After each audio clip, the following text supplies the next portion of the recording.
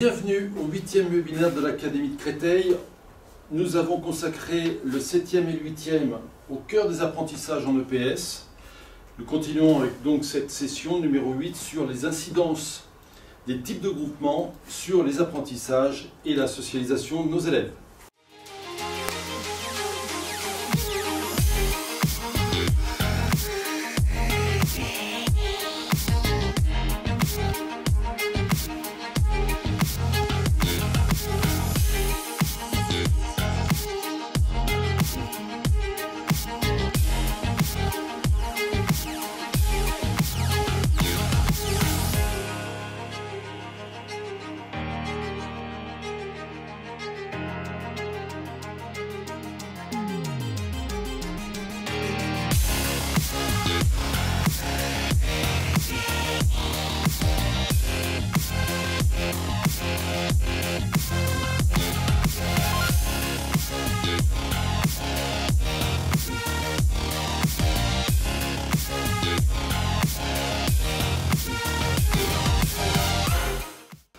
Alors, pour ce 8e webinaire, nous allons aborder cette thématique en prenant conscience que le contexte scolaire minore le poids des relations socio-affectives trop souvent pour se concentrer sur les apprentissages. Or, nous savons que les interactions sociales favorisent donc, ou au contraire nuisent aux apprentissages. C'est la raison pour laquelle on va essayer aujourd'hui de mettre un focal sur justement l'ensemble des dispositifs qui permettent de mettre l'élève en situation favorable d'apprendre et en situation favorable de se retrouver donc dans un contexte social qui soit apaisé, apaisant et serein. Alors les enjeux donc pour l'enseignant sont doubles. Le premier enjeu, c'est de s'interroger tout d'abord sur la structure de la tâche et donc des implications de cette tâche sur l'environnement relationnel. Et le deuxième enjeu consiste à comprendre justement l'incidence des types de groupements sur la qualité des relations interpersonnelles et les implications possibles sur les apprentissages et la socialisation. Trois invités aujourd'hui vont nous aider à nous éclairer justement sur ces enjeux. Tout d'abord, Bénédicte Haar, IAIPR SVT et pilote du groupe académique Bienveillance, Coopération, Réussite. Ensuite, Brenda Di Crescenzo qui interviendra au titre du collège Robert Doisneau de Clichy-sous-Bois. Et enfin, Karine Moon qui nous fera une proposition. Karine Moon qui travaille au lycée Jean Moulin à Torcy. Mais avant cela, j'aimerais vous proposer une petite... quelques modalités de groupement que j'ai essayé de regrouper donc en quatre grandes parties. La première concerne la dimension du groupement, puisqu'on peut aller du groupe classe au groupe restreint, au petit groupe et ensuite au diade. Chacune des dimensions peuvent avoir des implications sur, on va dire, l'ambiance générale du groupe ou de la classe. On sait que, par exemple, les grands groupes favorisent les élèves leaders et au contraire permettent aux élèves qui sont plus discrets, on pourrait qualifier de rejetés parfois même, permettent à ces élèves-là de rester plus dans l'ombre. C'est en fait notre fameuse minorité silencieuse. Voilà, donc ça c'est déjà le premier point que je voulais vous proposer. Le deuxième point concerne les formes de groupement que tout le monde connaît, affinitaires ou au contraire aléatoires, mixte, démixé, hétérogène, niveau, besoin. Alors là aussi, on a quelques incidences sur justement le choix de l'un ou l'autre de ces formes de groupement. Je voudrais d'abord vous donner deux, trois informations concernant les groupements affinitaires. Il faut savoir qu'un psychologue que chacun connaît, Jacob Lévy-Moreno, a réfléchi sur justement les interrelations dans un groupe pour essayer de voir comment pouvait s'organiser au travers de ce qu'il a qualifié d'un sociogramme, comment pouvaient s'organiser les attirances entre plusieurs individus d'un même groupe, ou au contraire, comment mettre en avant des rejets entre individus dans un même groupe. Alors donc le sociogramme permet aujourd'hui de voir plus clair, il est très facile à exploiter en EPS, puisqu'il suffit de poser 4 questions à chacun des élèves, 4 questions qui sont bien sûr confidentielles. Avec qui voudrais-tu jouer ou faire partie de quel groupe? Avec qui ne voudrais-tu pas jouer ou faire partie du groupe? Et puis, qui crois-tu qu'il te prendrait dans son équipe? Et au contraire, qui crois-tu qu'il ne te prendrait pas dans l'équipe? Et avec ça, on organise le sociogramme et on organise donc ce qu'on appelle les affinités. Alors, ces affinités, elles sont intéressantes à pointer parce que on s'est rendu compte que, notamment sur les activités collectives, il y avait une moins forte implication des équipes qui n'étaient pas affinitaires et donc des équipes aléatoires, une moins forte implication en début de séquence, et qu'au contraire, au fil des séquences, l'implication était plus importante. Donc il y avait vraiment un gain au fil de la séquence en termes d'indice de progression.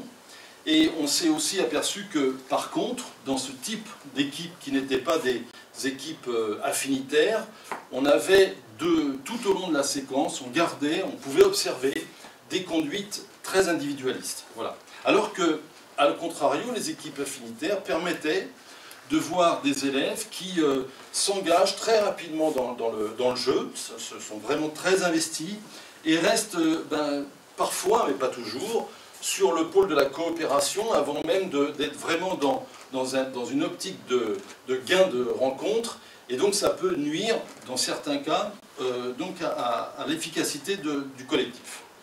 On s'est aussi rendu compte que les élèves qu'on appelle les isolés, qui sont très investis en début de séquence, perdent rapidement leur motivation. C'est-à-dire que ces élèves isolés qu'on ne voit pas, cette minorité silencieuse, avait tendance justement à rentrer rapidement dans les apprentissages, et puis à force de ne toucher aucun ballon, à force de ne pas être considérés par ses camarades, ces élèves-là, très rapidement, se démotivent, et au bout de la 2, 3, 4e leçon, il n'y avait plus vraiment d'intérêt pour que ces élèves s'investissent.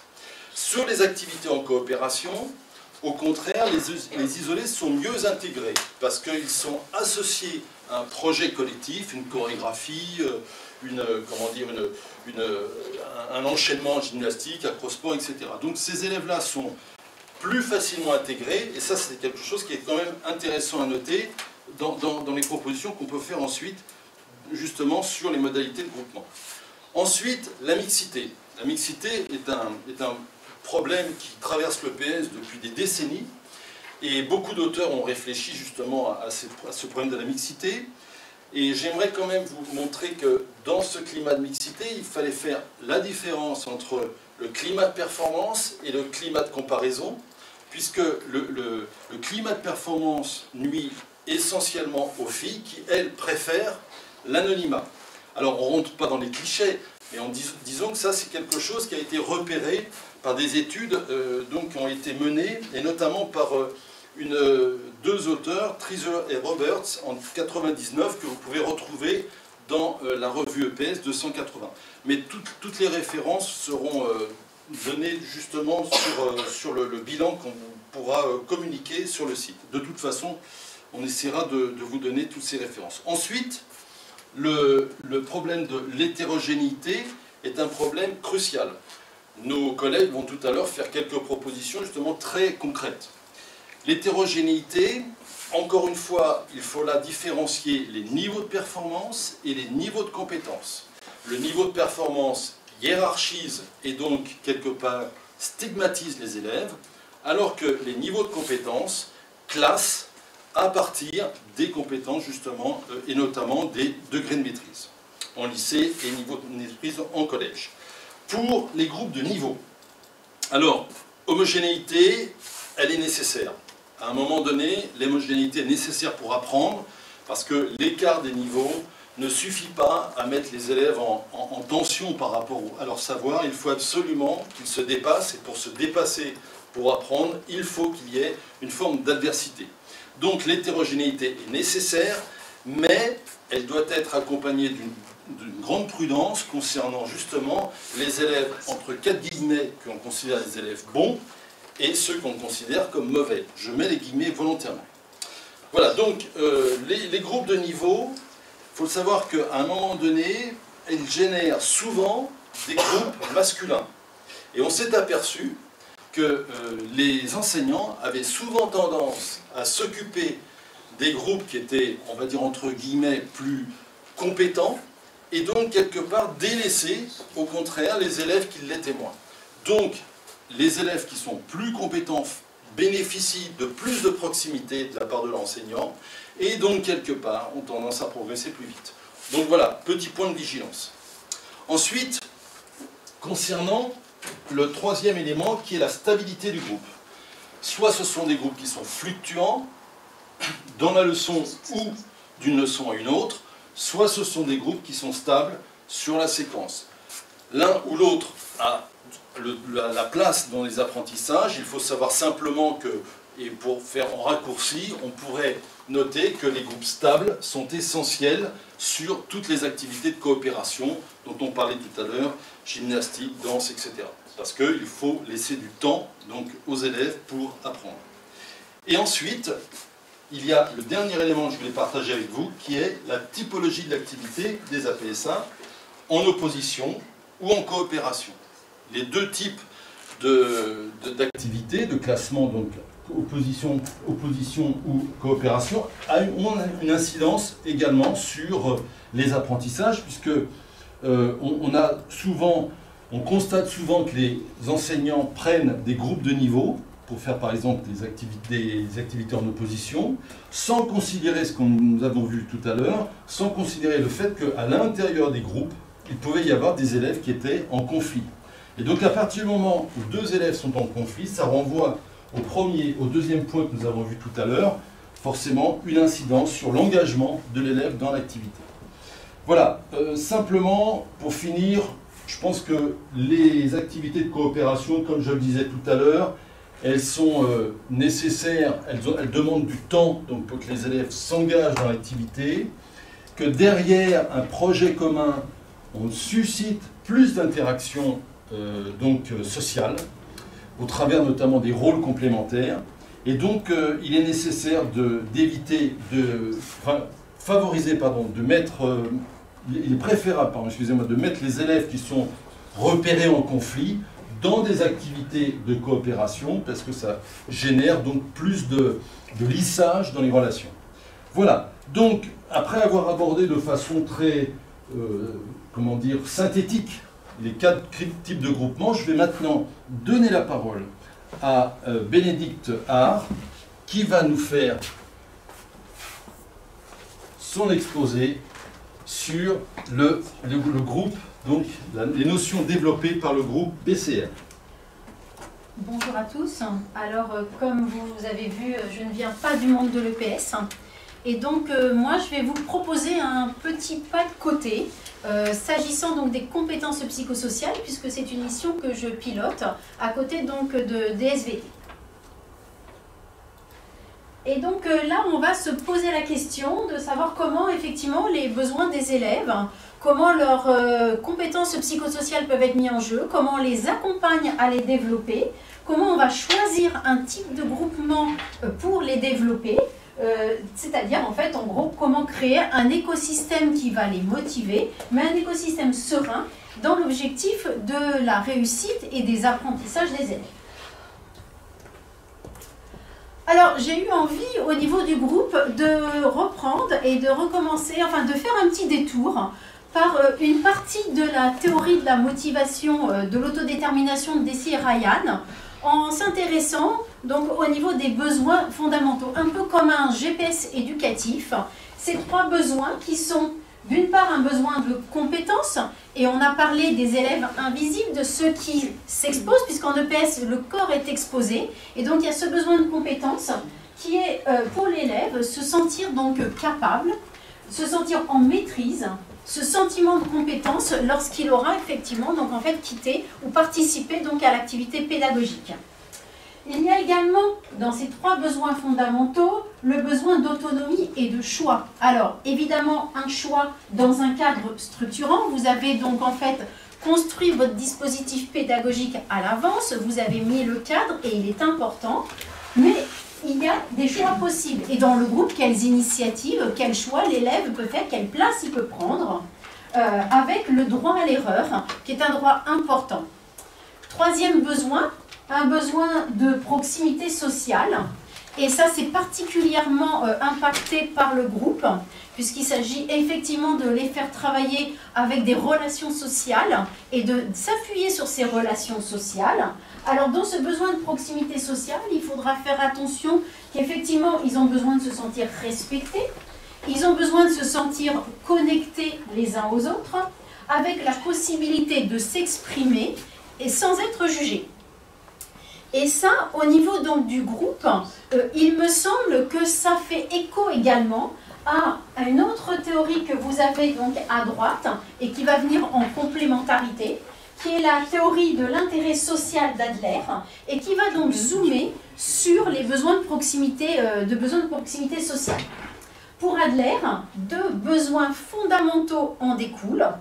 Un besoin d'appartenance, donc là, appartenance au groupe, qui est le besoin fondamental pour lui, c'est soit au milieu des autres, donc la nécessité donc d'avoir des rôles, d'avoir une mission, d'avoir une place. Ensuite, le besoin dans ce groupe de contribuer et donc d'être en intérêt et porté au bien-être de tous. C'est la contribution donc au collectif. Et puis, ça qui permet d'ailleurs de développer une créativité si on fait attention effectivement à avoir le droit à l'erreur, de résoudre des problèmes, de maîtriser, d'apprendre. Et tout ça favorisant au fur et à mesure, lorsque c'est satisfait, la confiance en soi, la perception de ses forces, et donc à une motivation d'accomplissement. Donc c'est soit au milieu des autres, mais être utile et donner du sens au sein du groupe. Alors, les compétences psychosociales dans tout ça. Alors, les compétences psychosociales, c'est donc la capacité d'une personne à maintenir un état de bien-être. Alors, le bien-être ou la santé, c'est un bien-être à la fois social, évidemment physique, mais aussi social et relationnel, qui va permettre d'adapter un comportement. Donc, elles sont particulièrement sollicitées dans le cas donc, des interactions dans un groupe. Alors, on les classe selon trois dimensions. Une dimension plutôt centrée sur les émotions, une sur les compétences cognitives et une sur le social. Alors, dans un groupe, deux compétences, deux dimensions vont être particulièrement mobilisées. Les compétences sociales d'une part, donc la façon dont on va communiquer, développer des relations et s'affirmer au sein du groupe, avec la résolution de conflits qui sont inhérents au groupe. Et puis, les compétences émotionnelles, parce que ces situations vont créer de façon donc en fait inconsciente des émotions. Et il va donc falloir savoir ce qui nous traverse, comment on les exprime et comment on va les réguler au service du groupe. Alors, ce qui va être intéressant aussi dans les émotions, c'est de travailler plus particulièrement sur les émotions, la sensibilisation aux émotions dites agréables, puisqu'on sait maintenant au niveau scientifique qu'il y a un cercle vertueux entre ces émotions agréables vécues par l'individu au sein du groupe, avec son sentiment de compétence, qui est un des besoins fondamentaux, et puis donc la motivation donc, de l'élève. Donc, ça va être intéressant aussi de prendre en compte ces compétences émotionnelles et d'apprendre à l'élève à les maîtriser de façon à travailler en groupe. Alors, si on résume tout ça, finalement, et qu'on refait un détour par la théorie de l'autodétermination, c'est bien en travaillant en amont sur notre dispositif, c'est-à-dire les choix, les différents choix que Patrick nous a présentés tout à l'heure, ce dispositif enseignant, mais aussi en regardant quelle est la posture que l'on va avoir, nous, notre place au sein des différents groupes que l'on aura construits, avec notre GPS donc éducatif qui est de satisfaire, ou en tout cas d'essayer ou de tenter de satisfaire les besoins fondamentaux des élèves, même si on sait qu'au niveau d'un groupe, ils sont donc en fait hétérogènes et qui ne vont pas tous avoir les mêmes niveaux de besoins au sein du groupe, mais comment on va quand même porter attention à ça, de façon à engager l'élève dans une motivation autonome, c'est-à-dire de faire passer de motivations qui vont être contraintes, qui est le cadre qu'on leur propose, parce que l'élève, effectivement, ne va pas spontanément avoir une motivation intrinsèque forcément pour toutes nos activités. Donc comment on va effectivement lui faire assimiler les demandes extérieures dans son système de valeurs en fonction de sa personnalité, en respectant ses besoins et en donnant du sens. Ce qui permet du coup de faire l'internalisation de cette motivation et de participer à la socialisation dont c'est un des objectifs au niveau du groupe. Alors après, dans tout ça, évidemment, on va avoir soit des comportements qui vont être des comportements adaptés. Alors, l'élève percevra votre style motivationnel, c'est-à-dire tout ce que vous engagez pour le mettre en situation donc en fait de tâches d'apprentissage, comme soutenant. Et à ce moment-là, un cercle vertueux s'enclenche. Sauf que il est clair qu'on n'est pas toujours dans ce cercle vertueux et qu'il va y avoir donc des élèves qui resteront malgré nos dispositifs dans des motivations contraintes. Et à ce moment-là, il y aura des comportements qui ne seront pas toujours inadaptés, qui ne seront pas toujours adaptés, donc inadaptés, et le style, votre style sera perçu par l'élève comme contrôlant, il y aura donc des contraintes de la structure, mais dans ce cercle où effectivement vous n'avez pas réussi à mettre le positionnement vertueux, ce qui va être le plus important, c'est de voir la façon dont on réagit. Et on sait que dans cette théorie, il va y avoir la notion de feedback et d'encouragement qui va pouvoir faire basculer l'élève de ce cercle peut-être vicieux vers le cercle vertueux.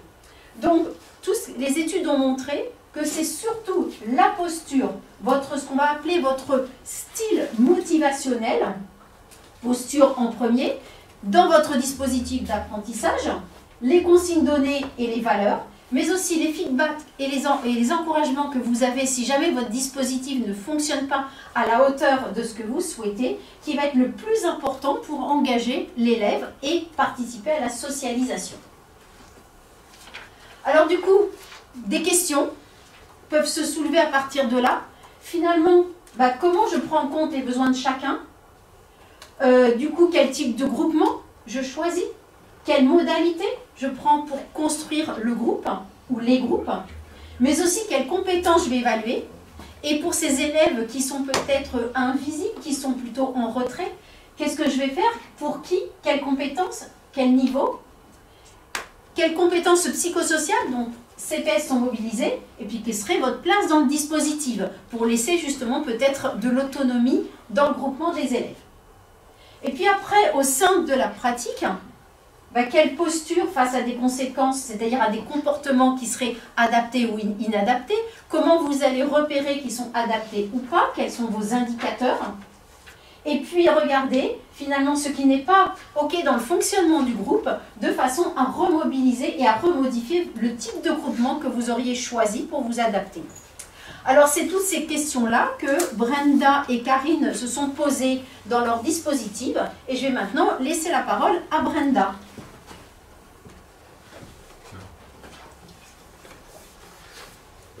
Donc Brenda qui va nous faire une proposition gymnastique. Je rappelle que Brenda travaille donc en collège REP+, à Clichy-sous-Bois, avec un public qu'elle va nous décrire, donc, et une illustration, première illustration, donc gymnastique.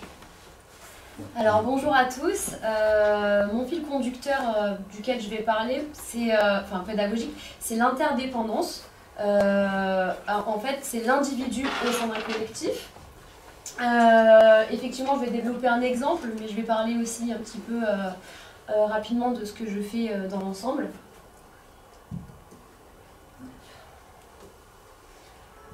Hop là.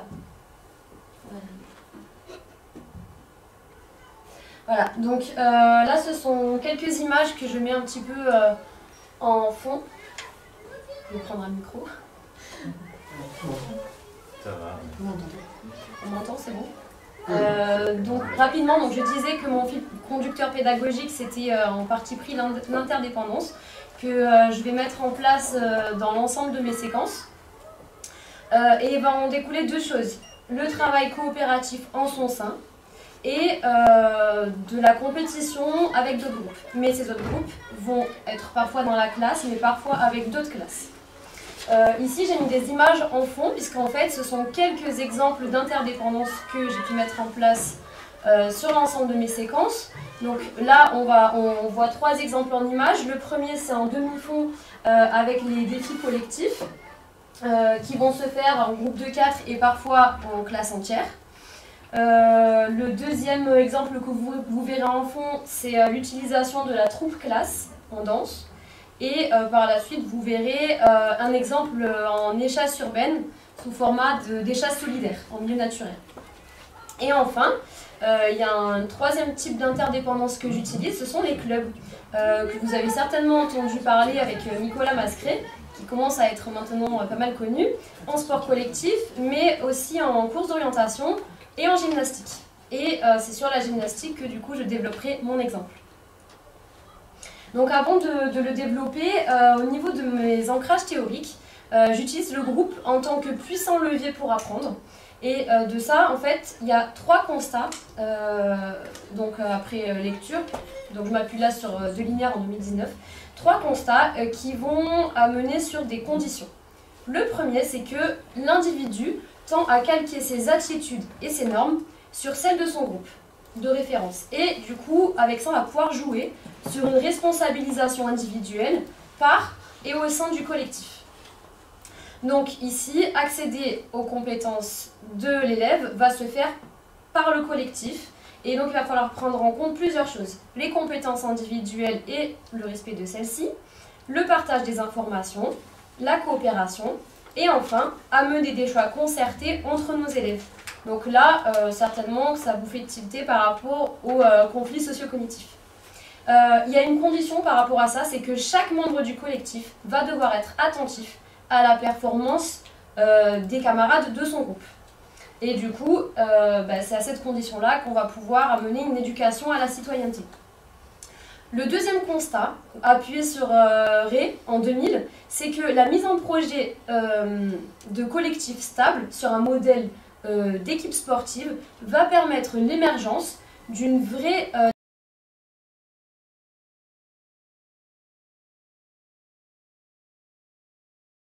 Donc là, on a quelques images avec ma troupe classe, une parmi tant d'autres.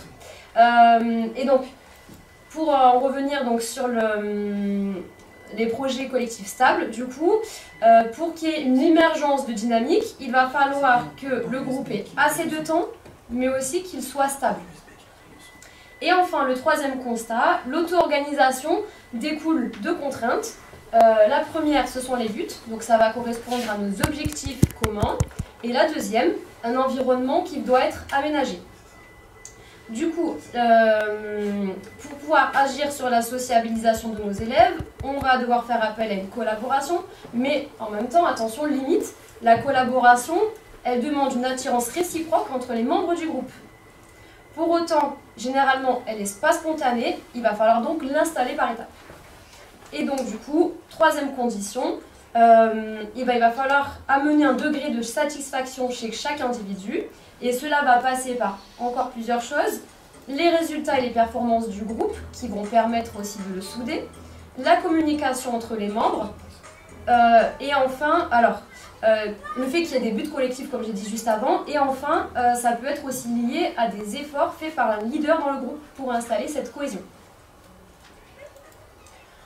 Donc, au niveau du contexte de ma proposition, comme le disait Monsieur Dumont tout à l'heure, je suis dans un collège REP+, avec un profil d'élèves qui est majoritairement animé par pas mal de besoins. Le premier, le besoin de compétition et de se comparer. Le second, de vivre des émotions fortes, positives, partagées.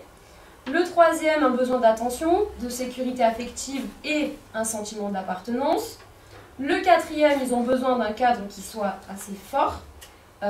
Et en lien à ça, il y a plusieurs problèmes qui en découlent, parce qu'ils ont des problèmes d'autonomie, de concentration, de compréhension, et ils ont tendance à beaucoup se disperser.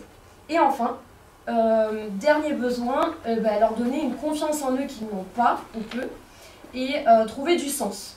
Parce qu'ils sont en décrochage rapide. Donc là, par exemple, en premier, j'ai parlé du besoin de compétition, oui, mais en même temps, s'ils perdent, rapidement, ils ont tendance à arrêter les efforts et la persévérance.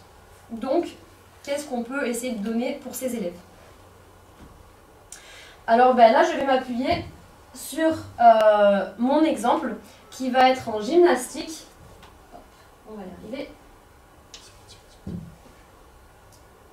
Donc, en gymnastique, avec mes petits sixièmes, déjà je vais parler comment est-ce que je fais mes groupes. Donc en fait, dans ma classe, j'ai 3 clubs qui vont être constitués de la même manière. La première chose, le premier choix, ça va être de prendre appui sur le plaisir d'affiliation. Donc en premier lieu, je vais demander à mes élèves de se mettre en binôme par affinité. Et donc déjà, je vais pouvoir voir d'entrée, s'il y a eu une évolution ou pas en tout cas, mais quels sont les élèves pressentis comme leaders, quels sont ceux au contraire qui ont tendance à être mis à l'écart, de manière à garder un œil vigilant et à pouvoir les répartir au mieux. Donc le fait qu'ils soient par plaisir d'affiliation au moins avec un autre élève dans la classe permet de les rassurer, donc de combler un petit peu au moins le besoin de sécurité affective et de faciliter la coopération dans les premiers temps. Le deuxième choix, il va se faire sur une complémentarité. Je vais mettre autant de filles et de garçons dans chacun des clubs. Pourquoi? Parce que on sait que l'enseignant il va avoir tendance à diriger ses feedbacks et son attention sur, on va dire, les élèves les plus avancés en EPS. Et on sait que les filles et les garçons, en général, ils sont complémentaires. Et que quoi qu'il en soit, du coup, pour l'enseignant, ça va permettre d'intervenir un petit peu sur l'ensemble des clubs en faisant moins de différences. Et enfin, la dernière chose, c'est mettre une hétérogénéité au sein des clubs, de manière à ce qu'ils soient homogènes entre eux. Pourquoi? Parce que ça va permettre déjà qu'il y ait un enjeu compétitif qu'on va pouvoir remplir. Parce que s'ils n'ont pas un niveau... de manière à ce qu'ils puissent trouver un enjeu à s'affronter entre clubs. Donc, je vais répartir mes potentiels leaders positifs, mais aussi mes perturbateurs. Et enfin, je vais essayer de répartir également les élèves qui sont plutôt en facilité ou en difficulté et motrice et cognitive. L'objectif, là encore, pour les leaders, c'est de permettre une meilleure auto-organisation et pour les élèves en facilité et en difficulté, de faciliter le tutorat spontané. Donc j'en viens à mon exemple en gymnastique. Donc c'est un dispositif, je mets en place un dispositif donc, qui mixe plusieurs propositions. Comme je l'ai dit tout à l'heure, les clubs de masse créés, et je vais le détailler un petit peu plus après, l'évaluation par capitalisation, pour reprendre un petit peu Le Gall, Perrine Grand-Clément et Simon Mahuret. Donc quelques images. Au niveau du fonctionnement, ils ont des points à marquer sur l'ensemble de la séance, mais aussi de la séquence par club. Ça prend en compte directement l'installation du matériel et le rangement, mais aussi l'échauffement. Donc là, vous voyez, ils sont répartis par zone, surtout en début de séquence, de manière à mieux les repérer visuellement, etc. Et à la fin, il y a une annonce des résultats par club. Les points qui vont être attribués vont être orientés en fonction des objectifs prioritaires que je vais viser. Donc par exemple, en début de séquence avec mes petits sixièmes, je vais m'orienter beaucoup sur tout ce qui est routinier, donc installation, rangement, échauffement, etc. Et petit à petit, je vais aller plutôt de plus en plus sur le cœur de notre métier, l'aspect moteur. Pour cet aspect moteur, je vais...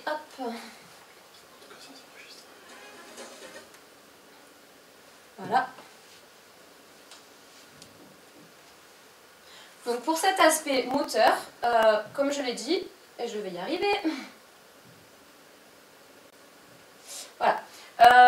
Donc je suis sur une évaluation par capitalisation avec un niveau d'exigence relativement élevé, mais atteignable à condition de travail sur 5 figures. Nous avons l'ATR maintenu 2 secondes, la roulade avant avec impulsion, la rondade, donc nous avons 5 figures qui sont graduées en 10 niveaux. Donc le premier niveau, c'est un niveau, ouais c'est trop facile madame, jusqu'à la fin où de plus en plus ils vont avoir vraiment besoin des autres. Et là, le besoin des autres, il va aussi reposer sur le fait que l'élève, il va pouvoir passer une seule fois devant l'enseignant pour valider sa figure. Donc il va devoir être sûr et devoir faire appel à une co-évaluation avec les partenaires de son club. Donc là pareil, en individuel, mes élèves ils vont pouvoir marquer jusqu'à 10 points par figure et ça va permettre aussi de faire augmenter le score du collectif.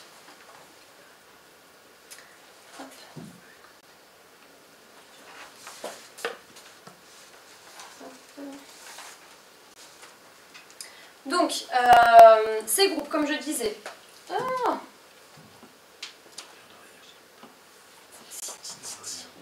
Voilà. On va y arriver. Pourquoi ça marche pas? Voilà, donc là on a quelques petits exemples. Donc voilà une élève là qui est avec une fiche, qui regarde un autre camarade. Et donc petit à petit, au départ ils sont par zone, par couleur, et au fur et à mesure, en fait, ça va être à eux de plus en plus à faire des choix, concertés avec des camarades de leur équipe, pour savoir sur quelle figure prioritairement ils veulent travailler pour progresser. Donc, pour finir, donc ces groupes ont été réfléchis longuement avant le début de la séquence pour pouvoir les conserver, gagner du temps sur les routines, etc. Mais attention, je vous mets les warnings, il y a parfois des réajustements à prévoir, ça arrive, donc il faut vraiment rester attentif sur l'évolution des relations entre les élèves de manière à ce qu'elles ne desservent pas le travail et qu'au contraire, elles soient porteuses pour le groupe. Ensuite, il va y avoir l'adaptation du curseur, comme je l'ai dit également. Au départ, je vais peut-être axer mes points sur les objectifs de routine, etc. pour les plus jeunes. Et petit à petit, on va s'organiser pour aller de plus en plus vers le moteur, vers la coévaluation, vers l'auto-évaluation, etc. Et enfin, donc là, j'ai pas trop eu le temps de le développer non plus, mais il est aussi important de prendre en compte le collectif classe. Et donc là, ça va être, par exemple, mettre en début de séance des défis pour la classe avec, sur une musique, le maximum de burpees tous ensemble. Sur la fin du temps, sur la fin de la séance, un rangement avec le minimum de temps pour le collectif, etc. Voilà, donc c'est bon, je vais céder la parole. Merci Brenda, merci beaucoup. Je vous rappelle que vous pouvez d'ores et déjà poser vos questions par chat, puisque nos trois présentatrices auront le plaisir de répondre en direct à toutes vos questions. Donc c'est vraiment le moment, vous pouvez chatter. Je donne la parole à Karine, donc une illustration en lycée maintenant, lycée Jean Moulin, à Torcy. Bonsoir à tous, et merci de me donner la parole. Donc, je vais vous exposer le rôle privilégié de l'EPS, où l'activité physique va être un puissant levier pour développer les compétences sociales. En effet, dans notre discipline, les interactions ne vont pas être uniquement verbales, et du coup, la mise en jeu corporelle va catalyser les conflits, aussi bien positifs que négatifs. Donc, mon fil rouge, ça va être de s'intéresser aux invisibles. Les invisibles sont les élèves isolés, les élèves exclus, les élèves que l'on trouve sur les derniers terrains montants-descendantes, les élèves qui ne sont jamais choisis en sport collectif. Ce sont les élèves qui sont souvent cachés derrière des leaders. Et globalement, ce sont les élèves qui progressent le moins pendant nos cours de PS. Donc ils ont développé un sentiment d'impuissance apprise et, dans le meilleur des cas, sans quoi ils peuvent être absentéistes ou nous donner des dispenses de complaisance. Donc notre mission, ça va être de créer chez eux du plaisir pour reprendre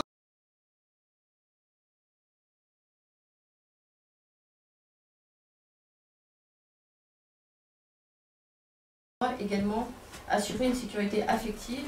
Mon parti pris sera de favoriser des modes de groupement variés, non stables, qui seront vraiment profitables à ce type d'élèves au profil social défavorisé. Donc mes formes de groupement seront variées, alternées entre les séances, pour entretenir un sentiment de nouveauté et puis pour coller aux différents profils motivationnels. Donc ces modes de groupement seront toujours à inclure dans le système, dans un écosystème serein, propice aux apprentissages moteurs, et autour des apprentissages moteurs vont graviter le développement des compétences sociales. Donc mes choix de mode de groupement varient selon les moments de ma séquence, c'est-à-dire par mode affinitaire, pour faciliter l'entrée dans l'activité.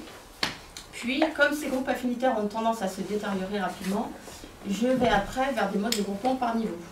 Donc c'est ce qui fonctionne dans mon lycée, dans mon contexte, c'est-à-dire un lycée avec des élèves au profil social défavorisé, avec des classes de lycée pro féminine d'ASSP où il y a beaucoup de clans et où les élèves ont un profond besoin de sens et de justice.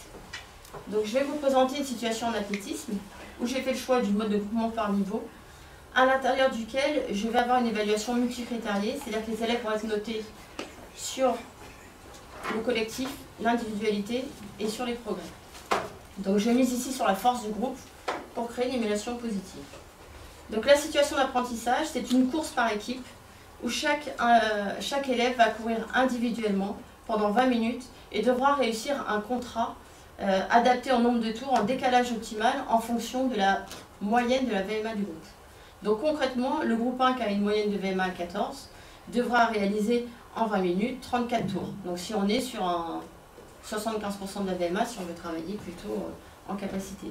Donc le groupe 4 qui a une VMA égale à 10 va devoir réaliser 26 tours pendant les 20 minutes. Donc cette situation, vous pouvez très bien l'adapter, varier sur l'intensité, si vous voulez travailler en endurance, en capacité ou en puissance aérobie. Vous pouvez aussi jouer sur les facteurs du nombre de participants par équipe.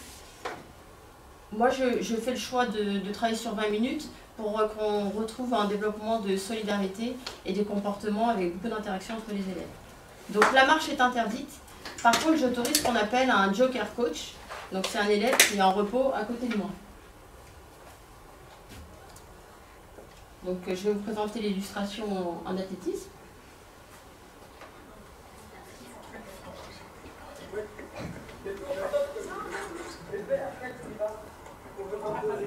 Donc on voit que les élèves vont coopérer, ils vont élaborer des stratégies pour essayer d'atteindre un objectif commun.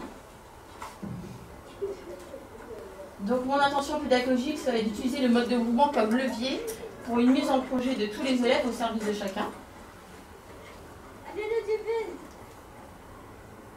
On voit que Léa va laisser sa place à Ludivine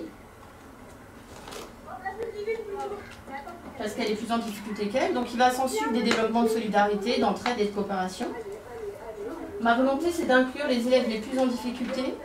Et on va voir par la suite que le groupe vert va utiliser 2 jokers pour pouvoir réussir la mission, donc de ne pas s'arrêter.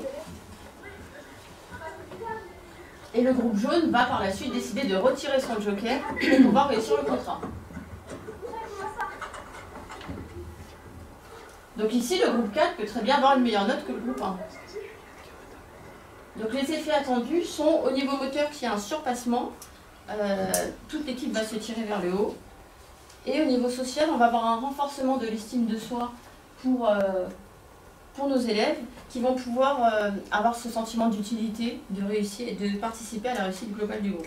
Donc on renforce aussi les liens entre les élèves. L'évaluation est ici interdépendante, un peu comme Brenda le faisait en gymnastique. C'est une porte d'entrée et il ne faudra pas abuser des récompenses extérieures parce que la note ne devra pas être le seul indicateur de réussite. Donc j'ai testé cette même situation en faisant des groupes homogènes entre eux et hétérogènes en leur sein. Et les élèves en difficulté étaient beaucoup plus stigmatisés parce que du coup c'était les élèves qui se positionnaient sans arrêt en position de joker en repos. Et il y avait des tensions qui en ressortaient dans le groupe. Donc vous pouvez très bien utiliser cette situation en faisant des groupes hétérogènes. Mais dans ce cas-là, il faut veiller à retirer les jokers et à autoriser la marche dans le groupe. Pareil, vous pouvez l'utiliser en situation de mode affinitaire, où vous prenez la moyenne de VMA du groupe pour créer des contrats adaptés, en retirant les jokers à ce moment-là. Moi, dans mon contexte, j'ai fait le choix du groupe de niveau pour instaurer mes élèves qui étaient isolés, qui n'auraient pas eu d'équipe affinitaire, dans un cocon sécurisant, sans pression sociale, et je voulais valoriser le rôle du jeune coach joker sur le côté pour développer l'autonomie du groupe, s'encourager, et parce que le coach peut très bien dire aux élèves, il vous reste 14 minutes, on n'est qu'à 17 tours, on est en retard. Enfin, il y a des avantages pour mon groupe classe en tout cas à mettre ce joker en avant. Mais le plus important, c'est qu'il n'y ait pas de comparaison et de compétition entre les groupes. Il faut que la compétition soit scolaire, c'est-à-dire qu'elle soit en rapport avec des objectifs adaptés à chaque groupe.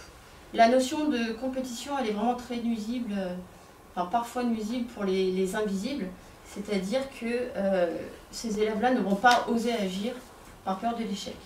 Donc les situations de coopération sont bien plus porteuses pour ce type d'élèves et pour garantir de manière générale l'apaisement des conflits et la réduction des clans. C'est aussi intéressant à la fin de la séance d'offrir un temps de verbalisation et que les groupes ne soient pas figés. C'est-à-dire qu'un élève peut très bien décider de passer dans un niveau supérieur ou un niveau inférieur. On travaille aussi sur la connaissance de soi. Donc il y a une autre forme de groupement où les élèves, les invisibles, entre guillemets, le vif mal, c'est les situations montantes-descendantes dans les sports de raquettes, où les élèves en difficulté stagnent sur les terrains 8 et sur les terrains 9. Ils ne prennent pas de plaisir et ils se confrontent sans arrêt contre le même type d'élèves. Ils ne progressent pas et en cristallisent chez eux un sentiment d'incompétence, d'autodénigrement, à un moment pourtant clé dans leur construction identitaire. Donc on va donc privilégier des montants descendants thématiques avec un score parlant. On peut par exemple bonifier le service, bonifier le jeu court ou le smash. Puis on va réaliser des défis thématiques avec un handicap de points. Donc c'est très simple à mettre en place. Si vous êtes sur le terrain 1, vous avez le numéro 1. Si vous êtes sur le terrain 8, vous avez le numéro 8. On ne peut pas refuser un défi. Si un numéro 6 défie un numéro 2, vous faites 6 moins 2. Donc on démarre le match à 4-0. Si un niveau 9 défie un numéro 4, 9 moins 4, on démarre le match à 5-0. Ainsi, on va rééquilibrer le rapport de force. On va passer d'un système égalitaire à un système équitable, c'est-à-dire de donner plus à ceux qui ont le moins, un peu comme les contrats en athlétisme. Et on est dans un rapport de gagnant-gagnant où l'élève en difficulté va pouvoir s'exprimer, se confronter à de nouveaux adversaires, et l'élève qui est mieux classé va devoir mobiliser toutes ses ressources pour battre un élève, entre guillemets, moins fort que lui. Donc c'est assez jubilatoire de voir les rôles s'inverser, de voir le bon qui a peur de perdre contre le moins bon. Et il en ressort vraiment une effervescence et un plaisir collectif. Après, cette situation, vous pouvez très bien la réaliser en interdisant les défis entre les lignes 1 et les lignes 3, par exemple. Pour ne pas avoir un écart de score trop important, ça va dépendre du niveau global de votre classe. Donc pareil pour la constitution en double en badminton, j'autorise les groupes affinitaires à condition que la somme des deux joueurs soit égale à 10. Donc un numéro 8 peut se mettre avec un numéro 2 ou un numéro 6 avec un numéro 4 par exemple. Il en ressort des interactions positives entre les élèves. Il faut par contre obliger des touches alternatives ou des zones propres à chaque élève pour pas que le meilleur élève prenne le dessus et que l'autre se cache un petit peu derrière. Donc ça va être des petits ajustements à faire selon les groupes et selon les séances. Donc pour conclure, les comportements agressifs ne vont pas être le fait d'individus, ils vont être le fruit d'une situation et des formes de groupement que l'on va favoriser. Par exemple, la compétition, si elle n'est pas traitée didactiquement, elle peut engendrer des conflits.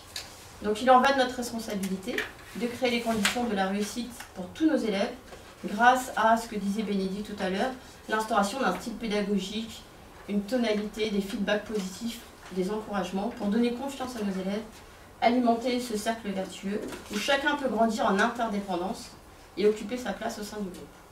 Donc l'EPS a l'opportunité de participer au bien-être et à l'équilibre psychique de nos adolescents, a fortiori dans une période d'isolement social et a fortiori pour les plus fragiles auxquels on se doit vraiment de porter une attention particulière. Merci. Merci beaucoup Karine. On va passer maintenant à la petite demi-heure de questions-réponses. Je vais demander à Juliette, ma partenaire pour les webinaires, puisqu'elle s'occupe de toute cette partie questions-réponses. Je vais lui donc céder la parole. Vous avez été un certain nombre à poser vos questions par chat. Alors certaines questions ont été posées en mode privé. C'est dommage parce que on aurait pu profiter, enfin tout le monde aurait pu profiter un petit peu de ce questionnement, mais c'est pas grave puisque Juliette est là pour faire le tri et donc questionner nos trois intervenantes. Juliette, c'est à toi.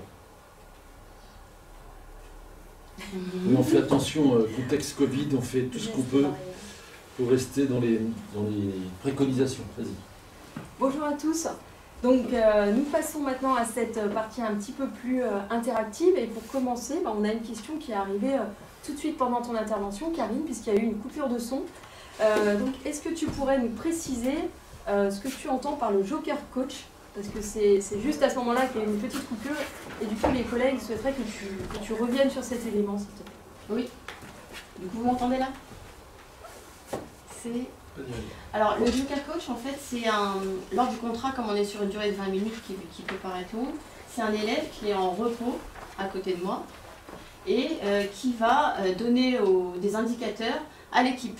Par exemple, il va leur dire on est à 13 minutes, on est à 14 tours, on a du retard, il nous reste 7 minutes, il va encourager aussi ses coéquipiers et ça va permettre aux élèves de se reposer. C'est-à-dire qu'ils n'ont pas le droit de marcher pendant la situation de 20 minutes, mais s'ils veulent avoir un temps de repos, ils se positionnent en situation de joker. Donc c'est ça le joker coach, il a un double casquette. Très bien. Alors, pour revenir un petit peu sur tout ce que tu nous as présenté, ce que tu as essayé de développer, tu nous as parlé d'un climat sécurisant que tu essayais d'instaurer avec tes classes à travers ces différentes formes de groupement.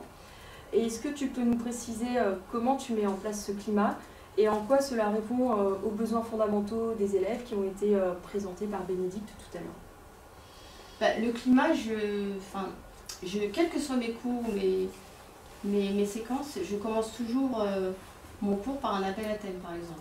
C'est-à-dire que lorsque je fais l'appel, les élèves ne vont pas répondre présent, mais ils vont répondre sur la thématique. Ça peut être de citer un sportif, de donner un état d'âme. Je pratique la douche de compliments, c'est-à-dire que j'ai un élève qui est debout à côté de moi, et lorsque je fais l'appel, l'autre élève doit donner une qualité sur l'élève qui est à côté de moi. Donc ça permet tout de suite de faire une entrée positive dans le cours. Les élèves sont pressés, c'est quoi le thème du jour aujourd'hui, madame? On fait une entrée collective tous ensemble, et c'est vrai que déjà d'entrée, on instaure un climat bienveillant, en tout cas entre les élèves. Ensuite, l'échauffement, par exemple, il est toujours pris en main par un élève de la classe. Donc ils ont une semaine pour préparer l'échauffement. Chaque semaine, c'est un élève différent qui passe à l'échauffement. Ils expérimentent différents rôles, ils sont dans l'écoute. Et du coup, ça permet aux élèves un peu plus introvertis de passer plutôt sur des fins de séquence. Et pareil, on travaille aussi sur les rapports de respect et d'écoute entre élèves. Et je termine toujours ma séquence aussi par la minute d'oral. Donc la minute d'oral, dans mon lycée, on travaille beaucoup en transdisciplinarité avec le professeur de français pour le grand oral. Et c'est sur la citation d'un sportif. Donc chaque semaine, un élève doit passer pendant 1 minute sur une citation d'un sportif. Ça peut être sur l'effort, sur la résilience, sur l'échec.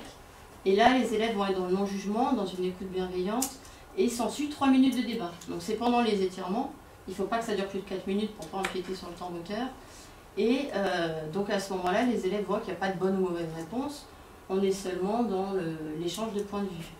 Donc c'est vrai que chaque élève va contribuer au livret collectif de motivation à la fin, pour chaque classe.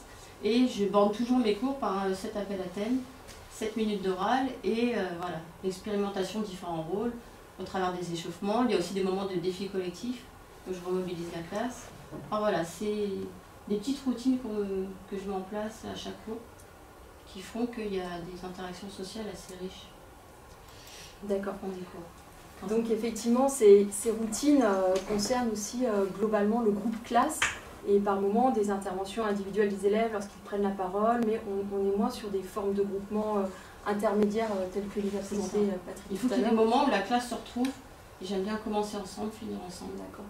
Et est-ce que, Bénédicte, tu pourrais, avec ton éclairage plus scientifique, passer ce type d'organisation de routine à travers le filtre que tu nous as présenté tout à l'heure, qui renvoie donc à ces besoins fondamentaux des élèves, pour qu'on perçoive bien en quoi ces routines-là répondent à ces besoins qui ont été identifiés par Karine dans son contexte.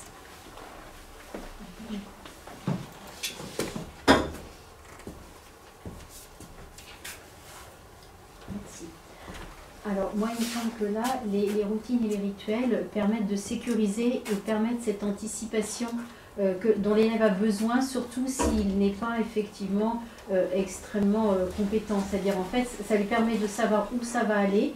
Et puisque comme les apprentissages, c'est aussi des déstabilisations affectives, ça permet effectivement de mettre le cadre. Et quand il y a un apprentissage nouveau qui arrive, alors cette déstabilisation affective n'est pas trop forte et il peut s'appuyer sur des temps effectivement qui sont connus à l'avance. D'accord, merci. D'accord, donc on a vu donc ces routines et ces rituels étaient importants et d'ailleurs Brenda dans sa présentation nous a expliqué qu'elle avait également un certain nombre de routines et de rituels qui étaient très très importants et des moments qui généraient des émotions fortes. Est-ce que tu pourrais nous les repréciser Brenda sur cette organisation de classe? Je ne sais pas si mon micro marche. Oui, donc effectivement, là par exemple en gym, on commence à chaque fois, on s'assoit, on écoute, enfin on répète les consignes de sécurité tous ensemble, on se complète, etc. Et ensuite, il y a le moment où je mets le plan d'installation du matériel sur la table. Chaque club sait ce qu'ils ont à installer. Et puis je leur dis non, hop, hop, hop, attention, on part pas. Chrono, paf, et là, ils y vont, Et du coup, ils ont leur record à faire.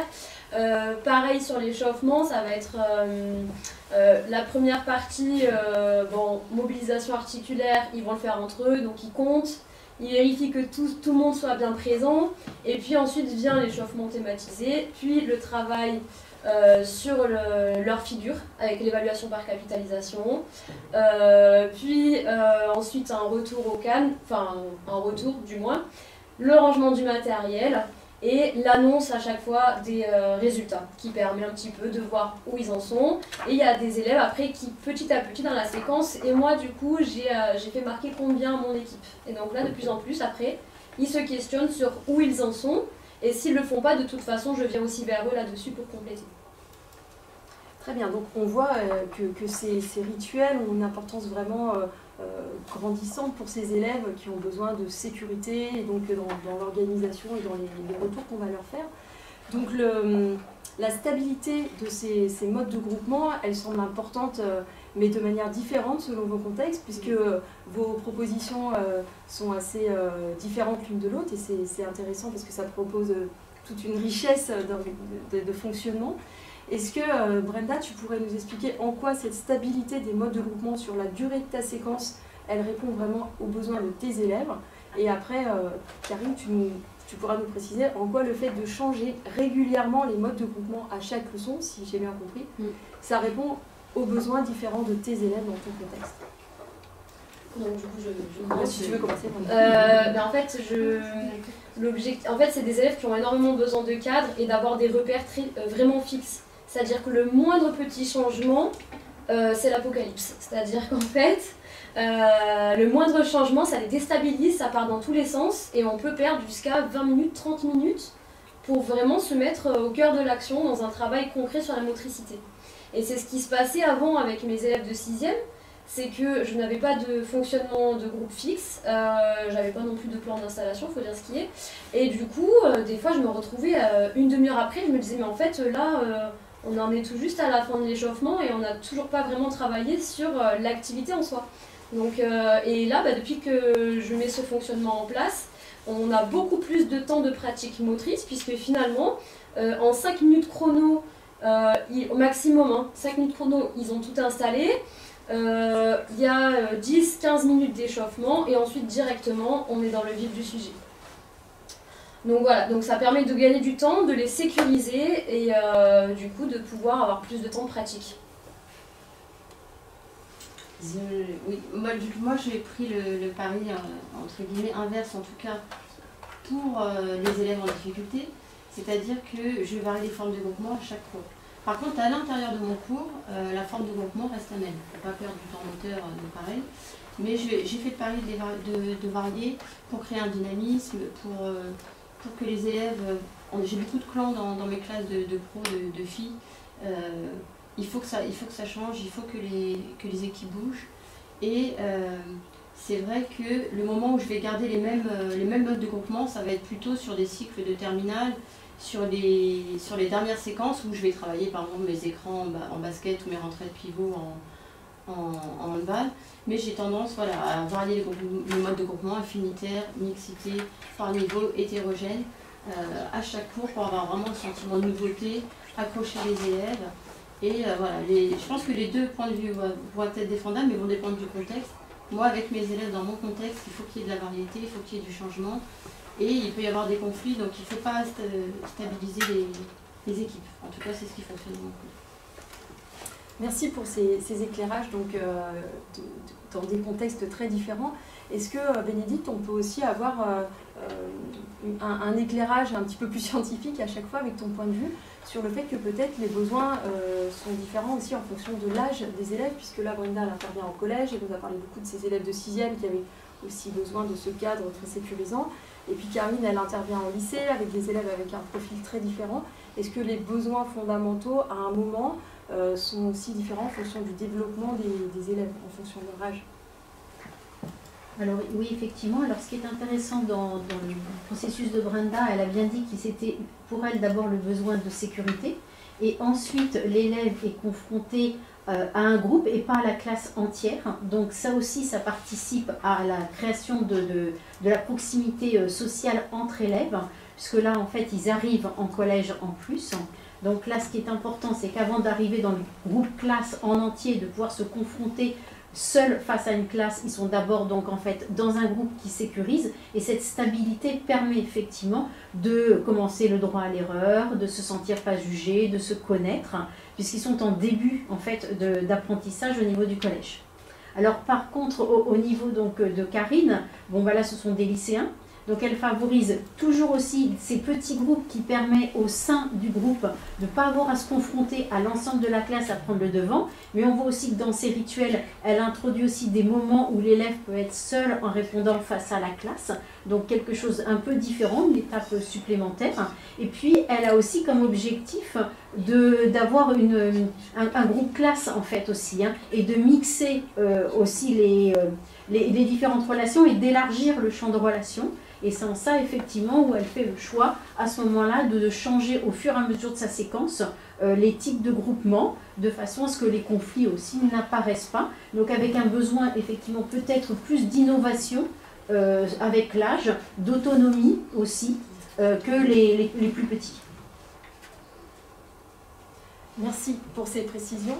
On va essayer de rentrer un petit peu plus sur les situations que vous avez proposées, un petit peu plus spécifiques aux activités. Là, on a une question d'un collègue. Ta situation en course, Karine, a provoqué un certain nombre de réactions et on voudrait des précisions. Alors, je te lis la question. Comment est défini le nombre de tours à effectuer en 20 minutes en fonction de la moyenne de VMA de l'équipe? Par exemple, donc là je suis sur des groupes de niveau. Le groupe 1, je vais avoir des VMA qui vont varier entre 16 et 13 par exemple.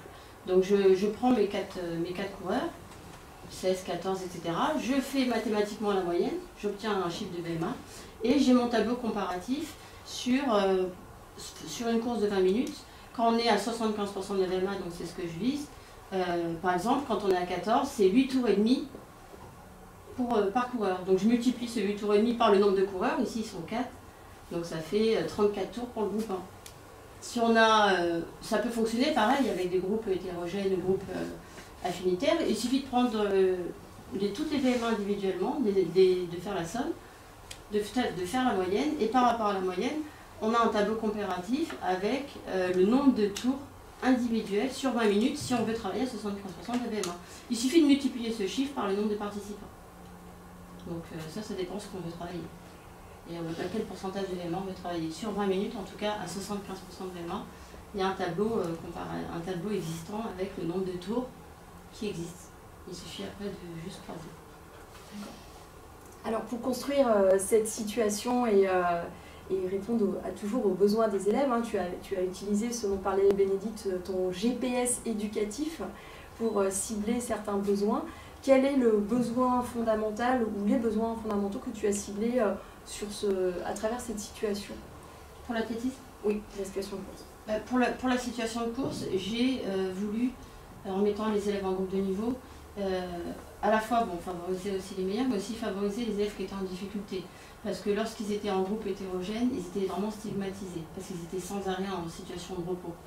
Donc j'ai voulu vraiment sécuriser ces élèves-là, pour que même les élèves en difficulté, dans ma classe j'ai des élèves en situation d'obésité, des asthmatiques, pour que même ces élèves-là participent à la réussite collective. J'ai voulu leur redonner de la visibilité et leur redonner un sentiment de compétence, qu'ils n'abandonnent pas. Le fait qu'ils soient en groupe en athlétisme, ça les motive, ça les tire vers le haut, et chacun contribue à la réussite. Donc on peut très bien avoir un niveau et une VMA beaucoup plus faible, avoir une très bonne note sur la fin parce qu'on a réussi son contrat. Donc c'était vraiment pour que chacun, selon ses ressources, puisse atteindre un objectif adapté et progresser. Donc c'était quoi? C'était plutôt le sentiment de compétence? Pour les élèves en difficulté, c'était renforcer le sentiment de compétence. Pour tous les groupes, renforcer les liens, la solidarité, la coopération. Et au niveau moteur, d'obtenir le maximum à chacun. Parce qu'en fait, les objectifs sont adaptés à leurs ressources. Du coup, on a une plus-value des deux côtés, au niveau moteur et au niveau social. Très bien. Merci pour ces précisions. Du coup, je rebondis sur ces besoins fondamentaux qui sont au cœur de nos préoccupations lorsqu'on met en place ces types de groupements. Et j'ai une question pour toi, Brenda, là, qui concerne donc plus largement que la gym et les activités du CA3. Tu nous as parlé de l'interdépendance qui était vraiment essentielle pour toi. Est-ce que tu peux nous expliquer un petit peu comment tu traites cette notion-là dans la constitution de tes groupes et en particulier dans le cadre du CA3 ? Alors dans le CA3, pardon, je vais parler plus particulièrement de la danse. Donc comme j'en ai parlé très très brièvement, en fait je fonctionne à partir d'une troupe classe où chaque élève va devoir apporter quelque chose à l'ensemble de la troupe pour créer en fait un spectacle collectif commun. Du coup, ma séquence en général elle s'organise avec d'abord une recherche individuelle en fonction de thématiques ou de règles de jeu. De l'individuel, on passe en binôme, du binôme en quatuor, et du quatuor, en fait, petit à petit, on va arriver sur une création de classe. Et dès le départ, en fait, l'objectif que je leur annonce, c'est soit pour nos troisièmes, des interclasses danse avec tous les troisièmes du collège, soit ça va être d'autres projets type création de films avec l'ensemble de la classe. Donc voilà. Petite question, Brenda. Derrière cette notion d'interdépendance, n'y aurait-il pas aussi un enjeu en termes de partage de responsabilité du résultat ?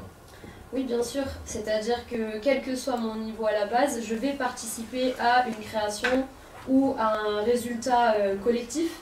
Donc en fait, je ne peux pas passer à côté. Et j'ai certains élèves qui, en fait, la note n'a pas d'impact sur eux. Enfin, ils ne vont pas travailler pour la note pour certains. Ils ne vont pas travailler pour eux-mêmes. Par contre, ils vont travailler pour leurs copains et ils vont se sentir impliqués pour leurs copains au départ. Donc en fait, l'objectif, ça va être de réussir à passer d'une motivation extrinsèque, c'est-à-dire travailler pour les autres, petit à petit, à essayer d'intérioriser des normes et puis une confiance en soi aussi, pour se donner, pour faire des efforts, pour persévérer et petit à petit pour que ça devienne pour soi. Alors comment on peut justement faire la part entre une prestation qui va être partagée, donc où chacun va avoir son rôle, et une évaluation qui va être une évaluation individuelle. L'évaluation par exemple par capitalisation, surtout l'aspect moteur, elle est individuelle. Donc il va y avoir ma mise en jeu dans les différents rôles sociaux, mais il va y avoir aussi toute cette partie au niveau de la motricité. Donc au départ, certes, comme je leur explique, je leur dis, là, vous donnez des points pour votre équipe. Et petit à petit, je leur dis, mais les points pour l'équipe, c'est pas que pour l'équipe. C'est aussi vous, ce que vous allez apprendre et les progrès que vous allez faire dans ces différentes figures-là en gymnastique. Donc le but, en fait, c'est prendre le collectif en tant que levier, mais ne pas oublier qu'en fait, on travaille certes peut-être pour les autres, mais aussi pour soi, et que c'est nous qui allons finalement apprendre. Voilà. Et autre chose, pareil, au départ, je les mets en situation de facilité, de manière à ce qu'ils se disent, finalement, je peux rapporter des points à mon collectif, je peux m'en sortir, je peux arriver à faire quelque chose. Mais le niveau de maîtrise, il est relatif à l'ensemble du groupe ou il est pour chacun des élèves? Alors, il est pour chacun des élèves et chacun des élèves va participer à l'ensemble du groupe. Mais il est pour chacun des élèves. Donc on voit bien en quoi ce travail dans le CA3 permet de prendre en compte les minorités silencieuses dont parlait Patrick en introduction, plus peut-être que, de manière évidente, plus que dans un autre CA, ce qui me permet de rebondir là aussi sur les activités d'opposition qu'on peut trouver dans le cadre du CA4. Vous avez toutes les deux beaucoup parlé de la compétition, vous avez toutes les deux dit que ça générait des émotions fortes. Chez les élèves difficiles, on sait que certains vont s'engager tellement qu'ils vont jouer leur vie sur leur terrain. Donc, est-ce que vous pouvez nous préciser comment vous faites ce moment si difficile de constituer des équipes en sport collectif lorsque ces élèves un petit peu timorés restent en retrait, restent les derniers? Comment ça se passe chacune dans votre contexte? Comment on fait le casse-tête de constituer les équipes en sport co? Moi, c'est encore la même posture que j'ai de varier les formes de groupement, c'est-à-dire que je vais travailler parfois en affinité, par niveau, hétérogène, homogène. Je varie beaucoup les équipes, sauf quand je vais stabiliser mes niveaux sur des terminales, par exemple, ou sur les fins de séquence. Donc je varie les formes de groupement. Je varie aussi la façon de faire les groupements.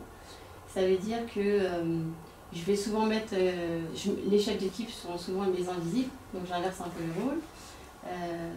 je fais aussi sous forme aléatoire. Donc je dis aux élèves, voilà, vous me faites 6 équipes de 4, la première équipe prête derrière la ligne et l'équipe sans maillot. Donc comme ils veulent tous être sans maillot, en 3 minutes, toutes les équipes sont faites. Donc là, les élèves se brassent. Je fais aussi les équipes sous forme de jeu.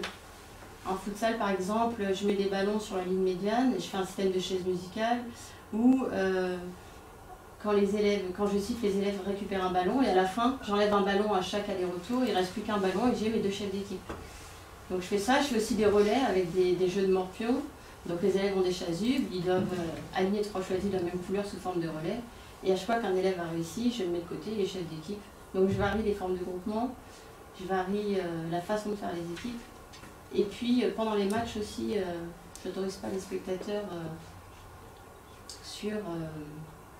pour les élèves en difficulté parce qu'ils osent plus, j'ai remarqué quand j'enlève les spectateurs et puis je mets les élèves sur des groupes d'ateliers, double pas, etc.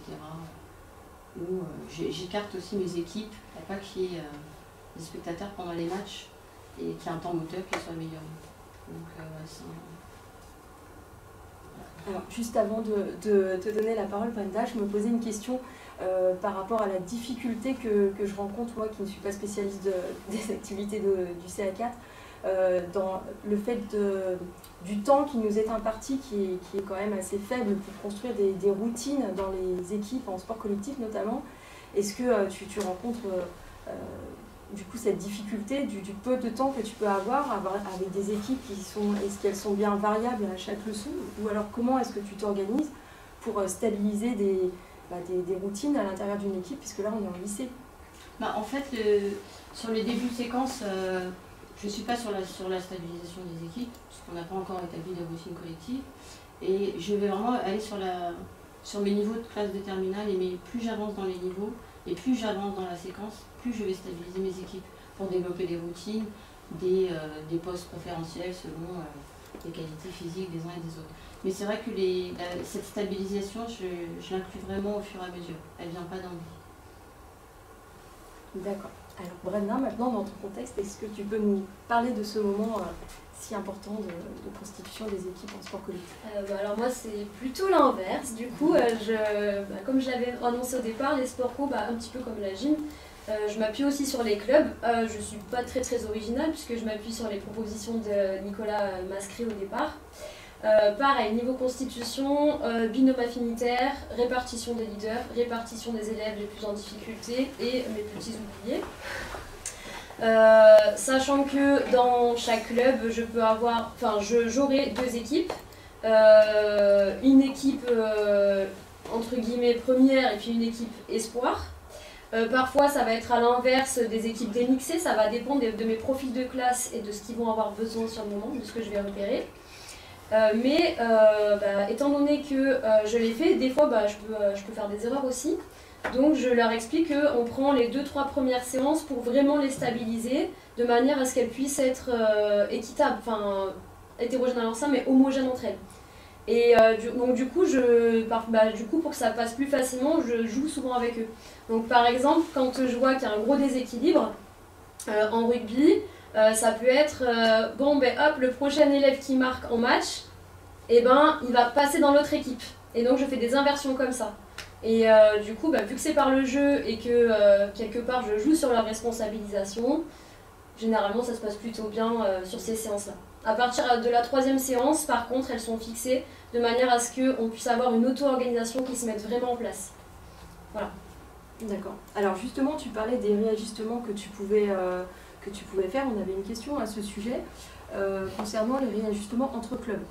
Donc, est-ce que tu as des exemples qui a pu te pousser à des réajustements? Comment tu les amènes? Est-ce que éventuellement ça passe aussi par un dialogue avec les élèves à un moment qui pourraient venir te dire qu'ils veulent changer? Voilà, comment ça se passe pour toi et quels impacts ça a pu avoir sur la motivation des élèves? Oui, alors il y a plusieurs choses à prendre en compte. Faut vraiment analyser ce qui se passe avec les élèves. Souvent, quand ils vont perdre, ils vont venir « Madame, je peux changer d'équipe, elle est trop nulle celle-là. En fait, vous êtes un club, l'autre équipe, tu vois, elle a été peut-être beaucoup plus, comment dire, elle a été beaucoup plus dans le travail, dans les efforts lors de l'échauffement, ils se sont plus entraînés. Donc là, l'objectif, c'est que la prochaine séance, vous soyez plus investis, arrêtez de perdre du temps. Donc dialogue, à ce moment-là.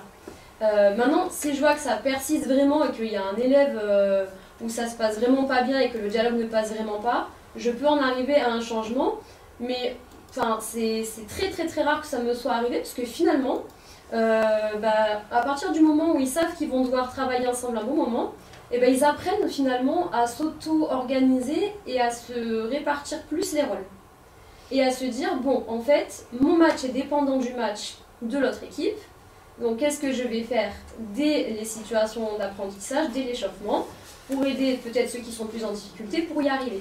Et donc des fois j'ai carrément des coachs spontanés en fait, bon alors toi je pense que tu devrais te placer là, toi ici, et donc finalement je vois en fait des interactions qui se mettent en place parce qu'ils n'ont pas envie que l'autre équipe perde, parce qu'ils en sont dépendants. Voilà. Ok. On voit que les compétences psychosociales se construisent à l'intérieur de ces clubs et de ces équipes dont vous parlez. Est-ce que, alors peut-être que la question s'adresse plus à Brenda puisqu'elle envisage une certaine stabilité de ses équipes, mais est-ce que tu l'as envisagé au-delà d'une séquence? C'est-à-dire qu'à la suite de ta séquence de gym, là, tu vas passer en rugby. Est-ce qu'éventuellement tu aurais pu envisager de conserver les mêmes équipes, ou alors est-ce que tu changes systématiquement, ou est-ce que tu as déjà essayé? Alors j'ai fait les deux. À la base je change à chaque séquence. Cette année j'ai mis aussi une interdépendance, je l'ai expérimenté en athlétisme avec mes 6e, mais c'est arrivé un petit peu tard. Et du coup, ce que j'ai fait, c'est que ces clubs que j'avais mis en athlétisme, je les ai repris sur la gym. Et le but, c'était de voir un petit peu ce que ça allait donner dans les évolutions. Et je trouve qu'en fait, ils travaillent dans l'ensemble vraiment bien ensemble. Pour autant, j'aimerais qu'il y ait aussi des relations qui se créent maintenant entre des élèves qui n'étaient pas dans le même club. Donc à la fin de la séquence en gym, ceux qui m'ont dit « Madame, je peux travailler avec un tel ?» Bien sûr, vas-y. Même s'il n'est pas de ton club, petit à petit. Et donc dans la prochaine APSA, donc qui est cours d'orientation avec eux, à nouveau c'est cette fois-ci d'autres clubs. Oui, moi je vois qu'on a vraiment abordé cette thématique sur les différents modes de groupement. Vous avez parlé beaucoup d'hétérogénéité, des groupes de niveau, on a parlé des groupes stables, moins stables, etc. Il y a quelque chose qui n'a pas été évoqué dans vos propositions, c'est la façon dont vous gériez les groupes de besoins. Est-ce que vous avez, par exemple, une proposition à nous faire, soit en gym, soit en athlé, justement, de la mise en place de ces groupes de besoins, et qu'est-ce que ça suscite en vous en termes de difficultés, puisqu'on sait très bien qu'à l'intérieur d'un groupe de besoins, il peut y avoir de l'hétérogénéité, il peut y avoir au niveau affinitaire des élèves qui sont en conflit. Comment on gère tout ça? Je veux commencer. Donc au niveau des groupes de besoins, alors moi j'ai tendance à m'axer sur des groupes de besoins au niveau moteur principalement, puisque certainement c'est plus facile pour moi. En gym par exemple, si on reprend cet exemple-là, j'ai parfois des élèves, mais madame, comment je fais pour réaliser le 8 points? Tu sais, il y a un tel dans ton équipe qui l'a validé. Demande-lui du coup, puisqu'elle sait le faire ou il sait le faire. Donc je te conseille d'aller voir un tel. Et en général, ils se mettent un petit peu de cette manière-là. Par étape, ils font des sous-petits groupes d'entraide en fonction de là où ils en sont. Après, j'ai aussi effectivement l'inverse, des élèves qui, eux, sont arrivés au niveau 9-10, qui du coup passent coach en or et qui du coup vont aller aider d'autres élèves qui sont en difficulté sur du niveau 1, 2, 3. Mais c'est vrai qu'en général, de façon plutôt autonomes, ils ont tendance à se regrouper aussi par niveau d'entraide puisqu'ils se regardent à tour de rôle, etc. En sport collectif, je vais être plutôt sur les groupes, l'équipe 1 et puis l'équipe espoir, et là ça va être aussi sur les niveaux moteurs, stratégiques, etc. Moi les groupes de besoins, je les ai expérimentés aussi en badminton par exemple, selon les profils de mes élèves, ceux qui sont moins forts sur le service ou sur les échanges, etc. Donc je fais des ateliers de besoins, avec des ateliers où on travaille plus sur des thématiques différentes. de service, d'échange, de rupture de l'échange. Et en athlétisme, par exemple, je le fais beaucoup en relais, parce que j'ai des élèves qui vont être moins bons sur le départ, d'autres sur la transmission. Donc je vais faire des groupes différents, des ateliers différents selon les besoins des élèves. Et c'est souvent dans les groupes de besoins, le point fort, je dirais, des groupes de besoins, c'est qu'il y a des vraies relations de tutorat qui se mettent avec des élèves qui peuvent... on peut très bien prendre des élèves qui sont très forts dans un domaine et qui vont pouvoir coacher le groupe sur le besoin qu'il a développé. Donc le gros point fort pour moi du groupe de besoins, c'est ça, c'est la relation avec le tutorat sur des élèves qui sont très forts dans un domaine. Par contre, le point faible pour moi de cette mise en groupe de besoins, c'est au niveau de l'organisation. Je trouve que le mode de groupe de besoins est le plus dur à mettre en place, en tout cas pour moi. Ça me fait perdre du temps souvent au niveau moteur sur les échanges d'ateliers, sur les tutorats, etc. C'est pas le plus facile pour moi à mettre en place, je trouve que c'est pas le plus simple. Mais il est très intéressant aussi. Alors, un dernier mode de groupement dont on n'a pas trop parlé, ça serait comment vous prenez en compte la mixité, comment vous prenez en compte les différences des élèves lorsque vous constituez vos équipes. Alors, ça peut être aussi différent à la fois en collège et en lycée. Comment vous procédez chacune dans votre contexte pour tenir compte de ce besoin-là aussi? Alors bon, déjà, je tiens à dire que ça dépend déjà des APSA. Ça dépend du profil de classe. Il y a des activités où je mets un point d'honneur à la mixité. Alors je suis en A+, et pourtant je mets un point d'honneur à la mixité en danse. Et en fait, je me suis aperçue avec les années que plus on donne l'impression à l'élève qu'il est responsable de son groupe, etc., plus il l'accepte. Donc là, cette année, par exemple, en danse, j'ai expérimenté le tirage au sort, qui a fait que finalement, on s'est retrouvé des filles et des garçons, pas forcément par affinité. Et après, je fais évoluer ça. Donc c'est pas forcément le plus simple. Pour autant, à la fin, on arrive quand même à avoir une construction de chorégraphie avec une troupe classe où ils ont travaillé en mixité finalement. Et ce qui est intéressant, je le fais aussi parce que filles et garçons ont souvent une motricité complémentaire en danse. Et du coup, ça permet un apport mutuel. Voilà. La mixité, chez moi, en tout cas dans mon lycée, lorsque je suis dans les groupes de niveau, c'est en fonction du niveau, je n'en tiens pas compte. Pour mes groupes de lycée pro de filles, j'ai que des filles, donc la question ne se pose pas. Et je privilégie aussi sur le choix de mes sports co des sports collectifs moins discriminants, entre guillemets. C'est-à-dire que je vais plus aller vers de l'ultimate ou du basket. Dans ma programmation, déjà, dans notre programmation, on essaye de prendre des APSA qui peuvent, les différences physiques, je dirais, vont moins rentrer en jeu. Et je varie, c'est pareil, je vais être en mixé, démixé, forme aléatoire. Voilà, je vais toujours faire en sorte que les élèves se mélangent et changent de forme de groupement. Pour moi, la mixité, elle est au même titre que les groupes de niveau ou les groupes affinitaires. C'est des choses que j'expérimente et que je varie. Il me reste à vous remercier vraiment toutes les trois chaleureusement parce qu'on a assisté à une belle présentation de votre part et puis la partie questions-réponses était vraiment très riche.